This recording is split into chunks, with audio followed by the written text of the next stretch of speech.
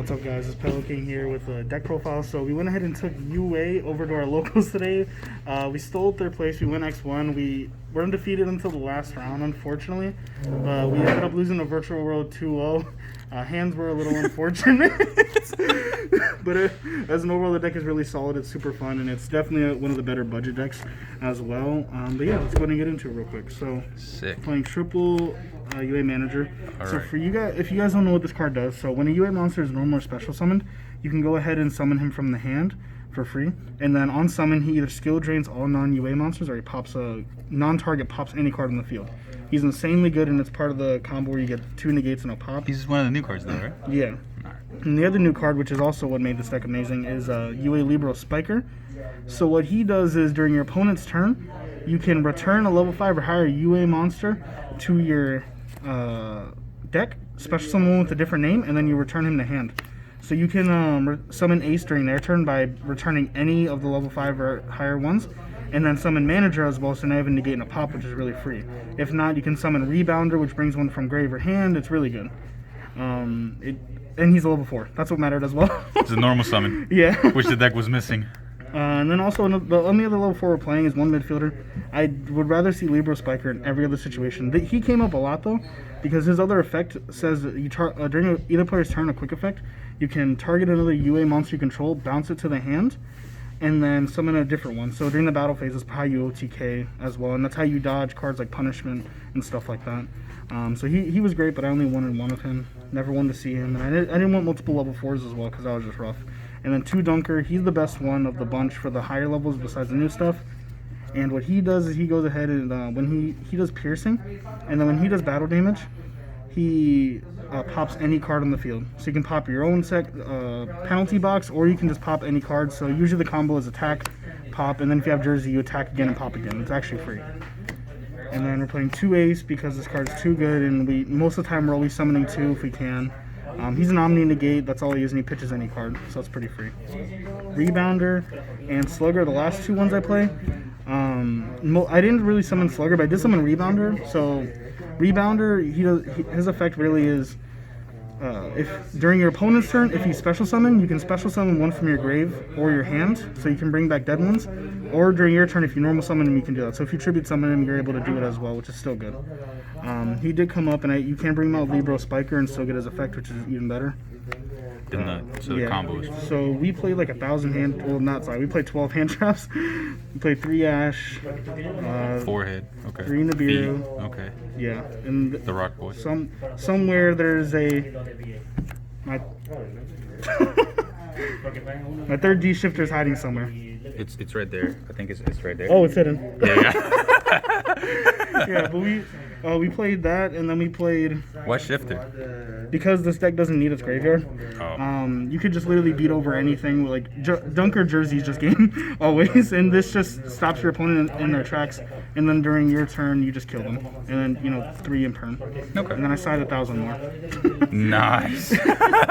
So for the spells, we're playing 3 of the new spell. So this spell is actually insane. This is another thing that they really needed, which was another search card. So on activation, it adds a UA or FA monster, and then you can also reveal any field spells. You can reveal a copy of itself, and you can double summon. You also pay a K, but that doesn't really matter.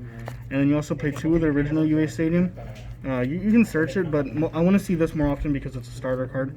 But this card does help you get off searches, and opening these 2 is just actually insane because that's a part of the 2 negate and pop combo. And then we're playing 3 Signing Deal because it came out as a super rare, and this gets out any UA from the deck, which is 2 free. And we played 3 Extravagance because this deck is literally the extra deck in the main deck. It doesn't matter.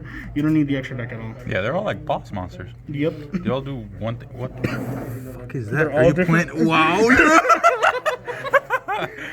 Ultra, Mega Pack, and Original? Yeah. Oh my god, you're disgusting. And then 3 Foolish Burial Goods so we can Foolish Penalty Box Jersey. So this card is disgusting. This card should not be what it should be a super, at least in the OTS pack. So what it does is you equip it to a UA monster, and if it destroys a monster by battle, it can attack again, and then also any battle damage it does to a monster, it does double damage. So if you equip it to Dunker, you can do, if it's in defense, you're doing double damage piercing. So if you do 2k, now you're doing 4k, and it's just free. And you pop a card and you can attack again. Shite. Yeah. And all the UAs, as most of you know, have, except for like one of them, have the generic effect where they can swap each other out. So if you swap the UAs during main phase 2, this actually gets put back in your hand by its own effect, which is really nice as well. Aww. Yeah. And then the one over it.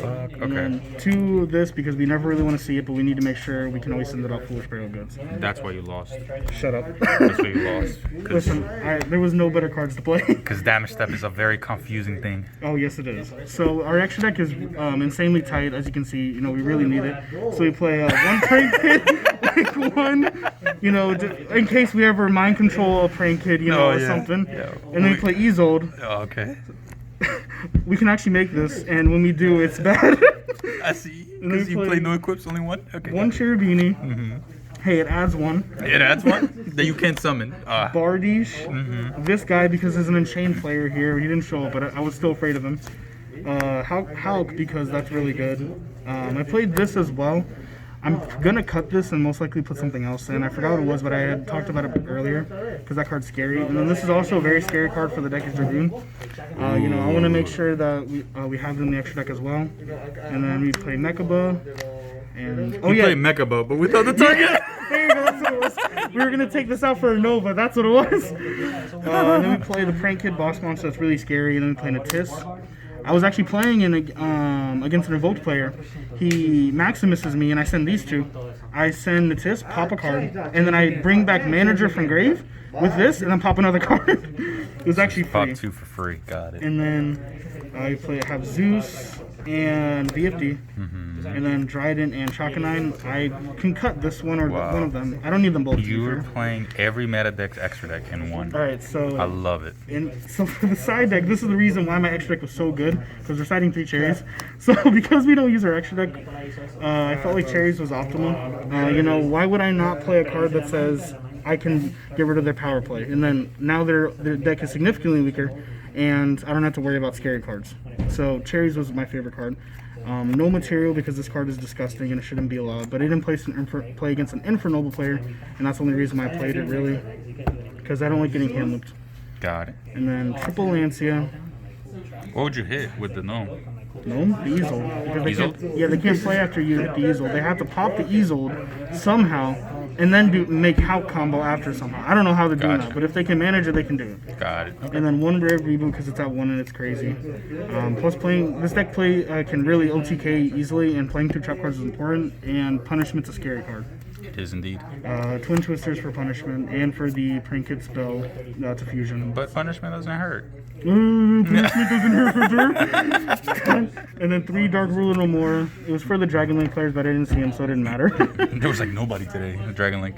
I know, it was wonderful. But that was the deck. It was super fun, and I really want to keep playing it, but I probably won't, unfortunately, because they're gonna smack me. But it was Virtual world hit you hard, huh? Oh yeah, double VFD in 1 turn, yeah. After Nib. Yeah, After Nib. I had triple Nibiru, okay? I don't want Alright. But yeah, that's the deck profile. Don't forget to subscribe. It's really appreciated. And yeah, take it easy. Like, comment, please. Thank you. Bye.